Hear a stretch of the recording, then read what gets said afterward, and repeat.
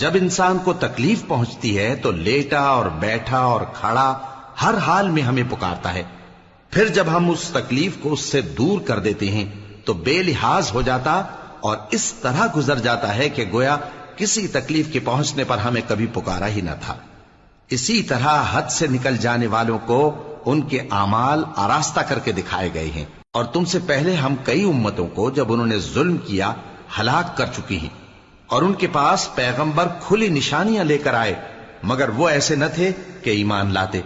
ہم گناہگاروں کو اسی طرح بدلہ دیا کرتے ہیں. پھر ہم نے ان کے بعد تم لوگوں کو ملک میں خلیفہ بنایا تاکہ دیکھیں کہ تم کیسے کام کرتے ہو. اور جب ان کو ہماری آیتیں پڑھ کر سنائی جاتی ہیں تو جن لوگوں کو ہم سے ملنے کی امید نہیں وہ کہتے ہیں کہ یا تو اس کے سوا کوئی اور قرآن بنا لاؤ یا اس کو بدل دو.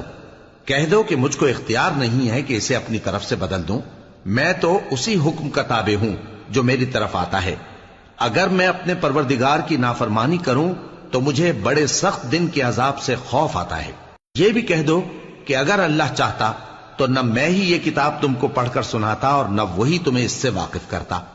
پس میں اس سے پہلے تم میں ایک عمر رہا ہوں اور کبھی ایک جملہ بھی اس طرح کا نہیں کہا. بھلا تم سمجھتے نہیں؟ تو اس سے بڑھ کر ظالم کون ہوگا جو اللہ پر جھوٹ باندھے یا اس کی آیتوں کو جھٹلائے.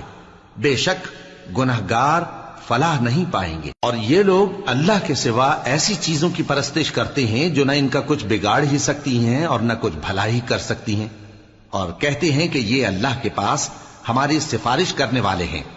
کہہ دو کیا تم اللہ کو ایسی چیز بتاتے ہو جس کا وجود اسے نہ آسمانوں میں معلوم ہوتا ہے اور نہ زمین میں؟ وہ پاک ہے اور اس کی شان ان کے شرک کرنے سے بہت بلند ہے. اور سب لوگ پہلے ایک ہی امت یعنی ایک ہی ملت پر تھے، پھر جدا جدا ہو گئے.